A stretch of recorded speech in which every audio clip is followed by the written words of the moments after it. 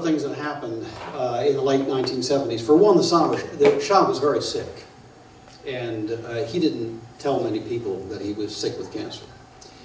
For another thing, his inner circle was sick with corruption, and that was a cancer that was eating inside the society. Beyond that, Khomeini had a ready source of mobilization, a secret society, if you will, inside all of the mosques, which was uncontrollable by the Shah's secret services. And that's something that is today being replicated on the internet, but with greater difficulty. It's easier, actually, to control the internet today than it was to control the mosques during the Shah's day. Now, some Iranians will tell you, well, because the British also were backing the Khomeini and backing the revolutionaries. It's quite possible. But I think there were enough problems inside the Shah's own regime that led to his downfall and problems inside the society. I'd like to make one very quick point, though, that Manda alluded to. You know, in June of 2009, there were millions of Iranians on the street. Millions of Iranians on the street calling for U.S. help.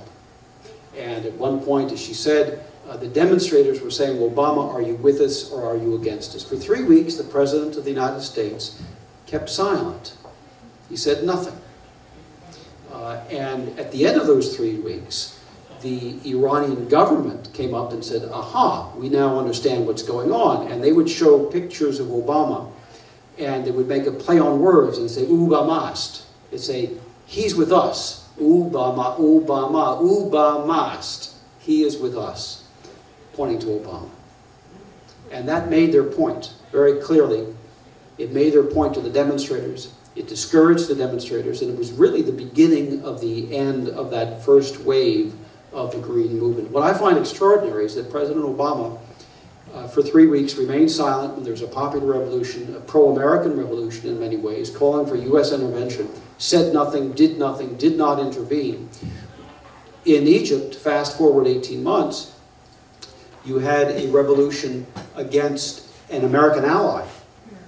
And the people in the streets were not really pro-American.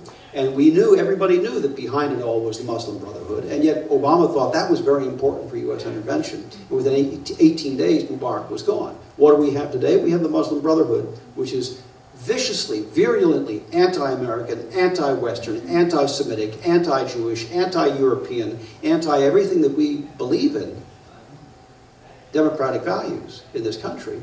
And that is the result of it. If you wish, there is one parallel between the two. It seems that President Obama likes Islamic dictators. Somebody else have a question? Has there ever been not a democracy, but a fairly level representative government in that country?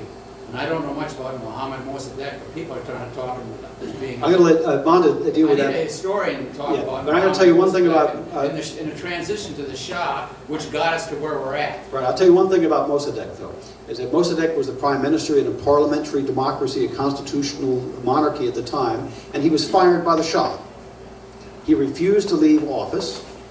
The Shah, because he was young and he was weak, he fled the country. And he fled the country also because he knew that Mossadegh was in alliance with the Soviet Union at that point, which is why the CIA got involved. This is 1953, okay? The Cold War was very strong, very powerful, that we had almost gone to a nuclear war with the Soviet Union, don't forget, in 1948, over the Soviet occupation of Iranian Azerbaijan, all right, the northwestern part of Iran.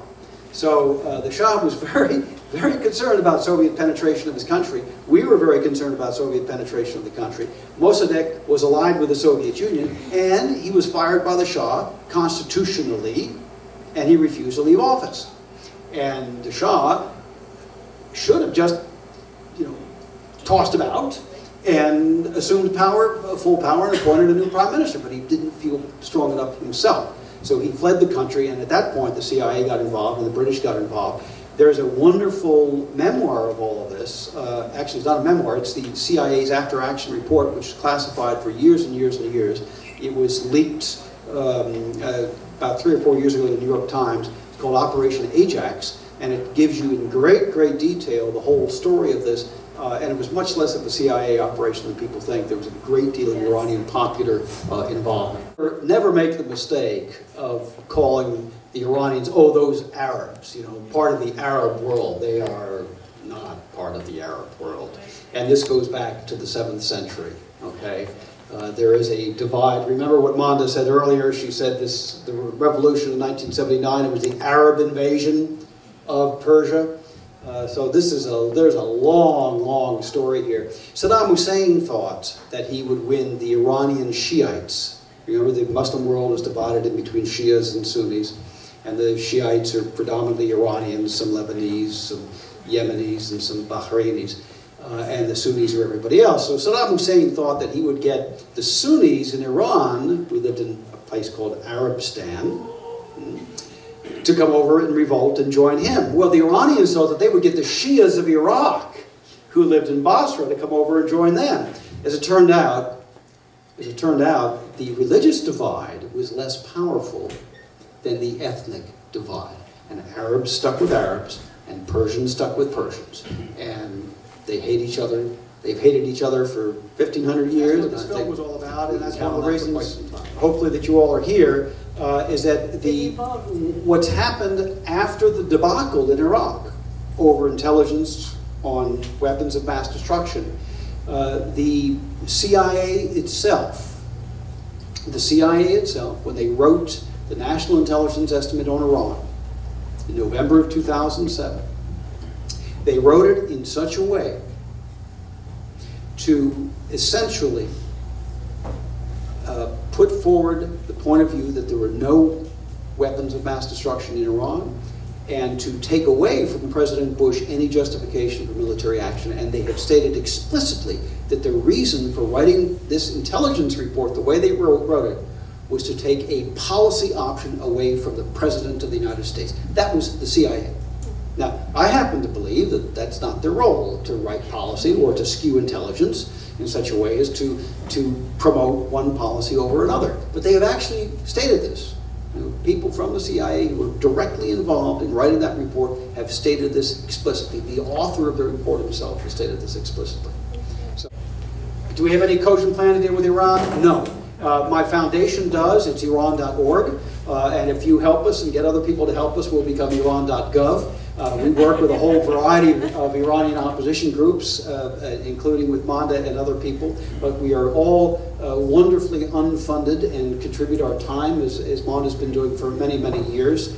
We're going to be forced to leave here in about 5 minutes, I'm told. Those of you, I have books to sell if anybody's interested. I have books on Iran and on the Christians of Iraq.